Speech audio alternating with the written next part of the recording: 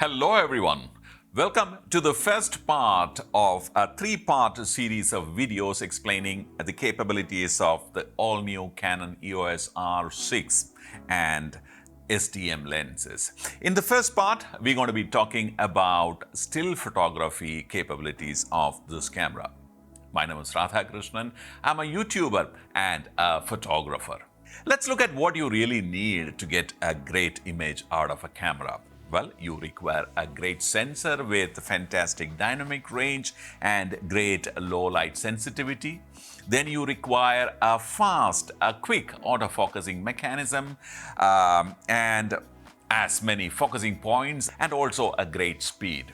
All built into an ergonomically designed body. And if you can have a great price for it, well, that probably can be the best possible option a photographer can hope to have. Well, the EOS R6 is exactly what the doctor ordered, It has a 20.1 megapixel sensor, which does its job in the flagship camera. If you remember the 1DX Mark III, this camera has exactly the same sensor and the latest processor. So your image detail, low light sensitivity, great dynamic range, and of course the image processing capability is now taken care of. This is a mirrorless camera, of course, you all know that, and the focusing capability is also fantastic. This camera offers you a 12 frames per second speed in the mechanical shutter mode, and there you go. And if you switch to electronic mode, it gives you 20 frames per second. And in that 20 frames per second too, it follows the focus very, very accurately. Of course, this camera has all the possible focusing modes that you can hope to have in a mirrorless camera. And these sets of stills we shot using the electronic shutter, 20 frames per second, and amazing.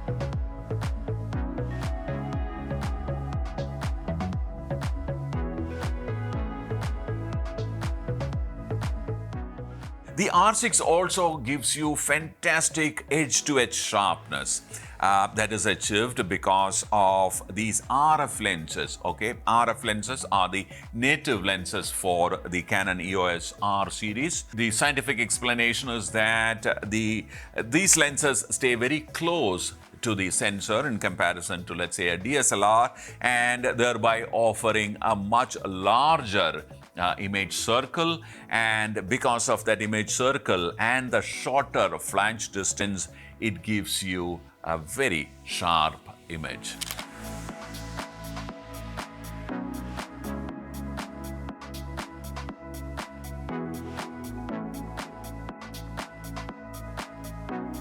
Now this sensor has a very wide ISO range, okay, from 100 ISO to 1,02,400 ISO, which is like a very, very wide range. And the advantage is that because of the processing capability of this brand new Digic processor, you can get fantastic images out of this camera. And we shot this sample especially for you to kind of explain to you the low light sensitivity of this camera.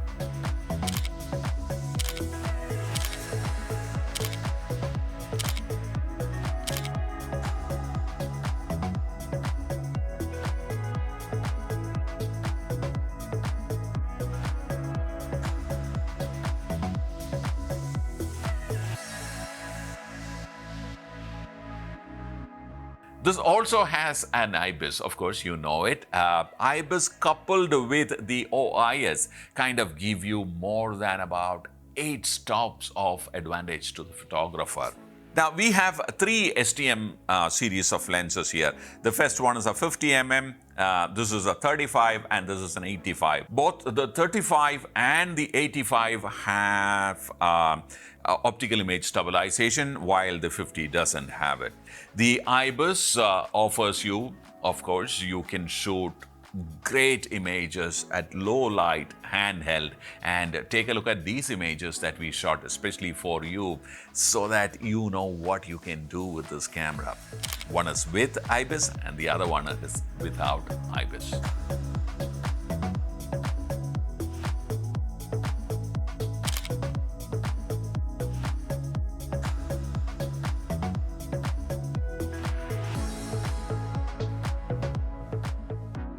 Actually, we shot this image in the studio using light bouncing around in the studio. No special lights were used to take this image.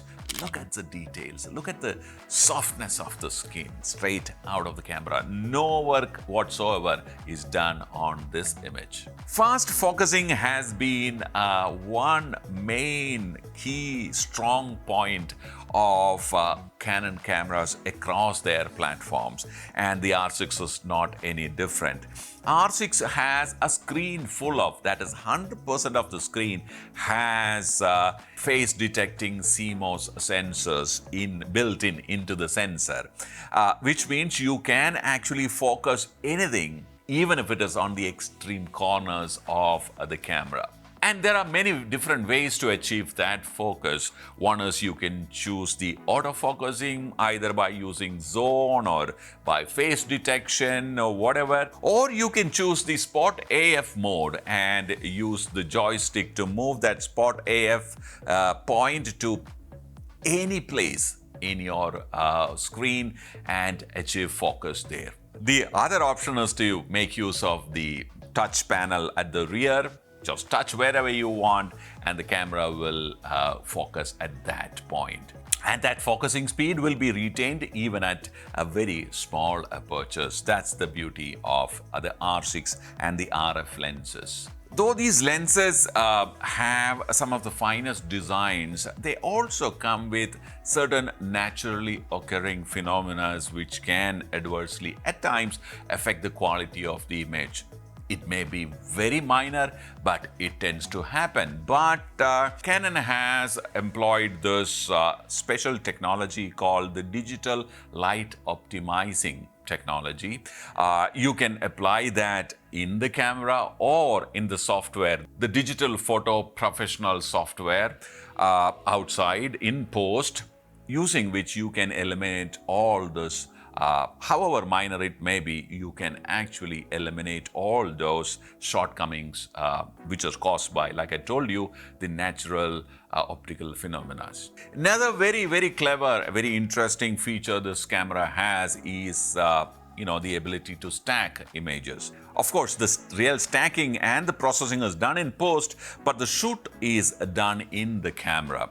Now, to enable that, you have to activate the focus bracketing mode and select the number of shots that you want to take and also the increments in focusing distance that you want to actually use. You can take a very narrow, increment, or you can shoot it in very wide increments as well. Depending on that selection, the number of shots that is possible can either increase or decrease.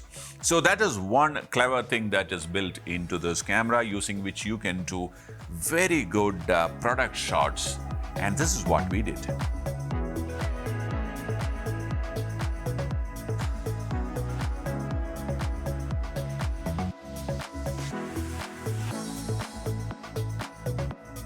Okay, so what I'm trying to do is to do a small product shoot using the EOS R6 and the 85mm lens.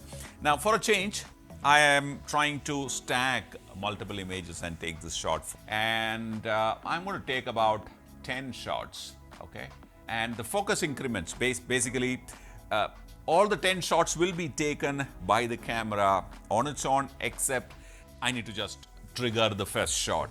So the second shot will be taken after the increments, the focus increments that I have kind of dialed in. I'm going to dial in now. I'm going to dial in a very small increment, okay, which means I get nice depth. Plus I'm working on an aperture which is f8. Because it's black, I'm slightly underexposing. In fact, I'm underexposing it by 2 stops. So this is my focusing point here. And let me start this shot. All right, that's it. 10 shots are done.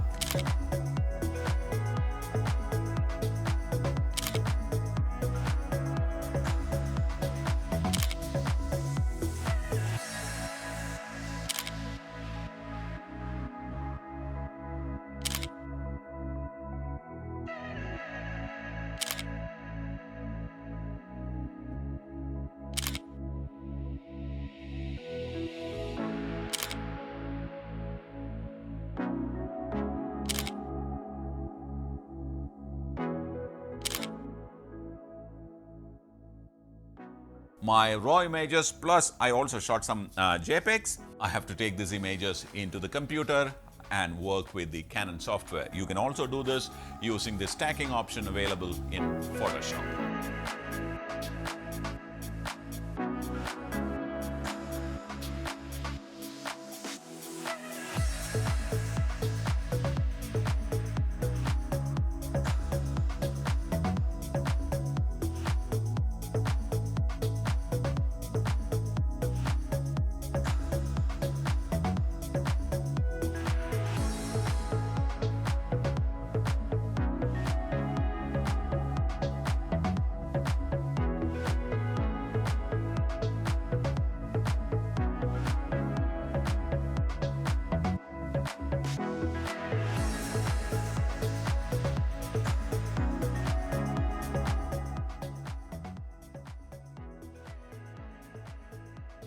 Now, considering all those features, the image quality, the speed, the dynamic range, and the price, when I consider all that, I think this is best suited for a wide range of professionals, right from a digital content creator to a wedding professional, a travel photographer, a wildlife photographer. All will be extremely happy with the performance of this camera, and I have no doubts about that.